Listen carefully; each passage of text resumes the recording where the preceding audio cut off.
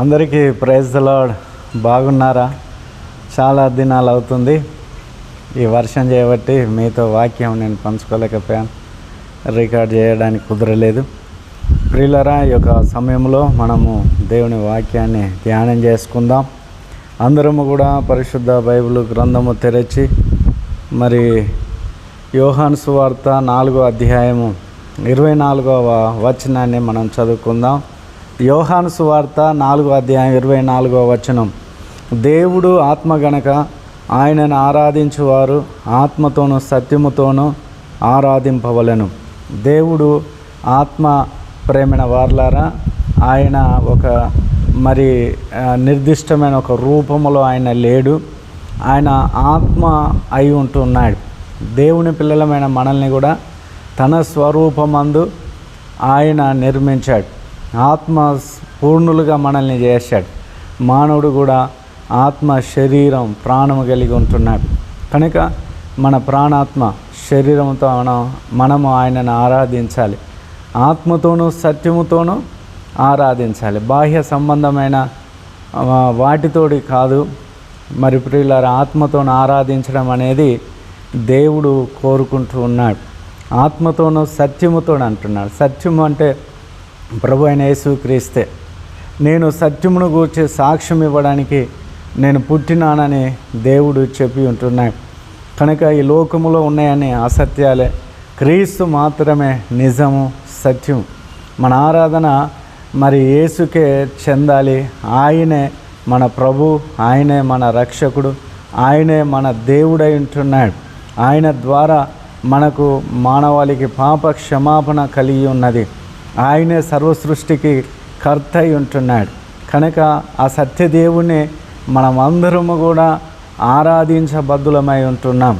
ఆరాధన కేవలం దేవునికే చెందాలి, వ్యక్తులకు కాదు, వస్తువులకు కాదు, సృష్టికి కాదు, సృష్టింపబడిన ప్రతి దానికి కాదు, కేవలం దేవుడే. ఆయన ఆకాశమందు ఉన్నాడు, మనం భూమి మీద ఉన్నాం. ఆయన ఆకాశము సింహాసనముగా చేసుకొని, భూమిని పాదపీఠముగా చేసుకొని సర్వ జగత్తును ఏలుచున్న దేవుడు అంటున్నాడు.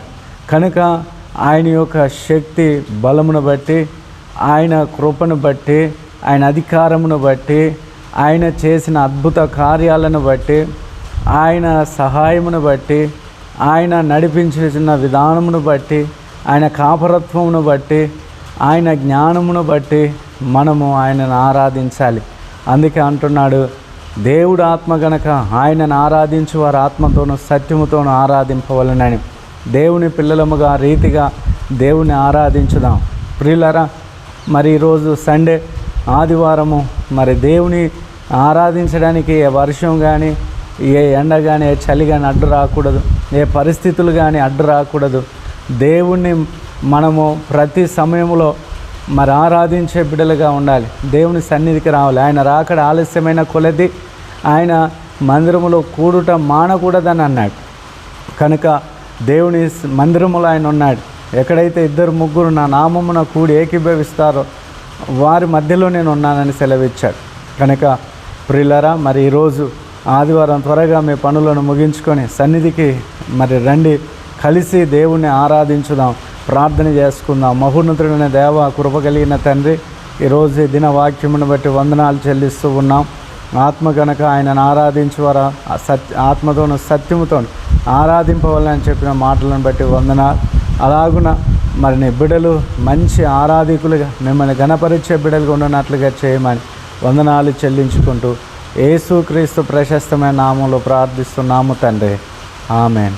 Praise the lord. అందరూ త్వరగా రెడీగా అండి, మరి త్వరగా మందిరానికి రండి. వందనాలు.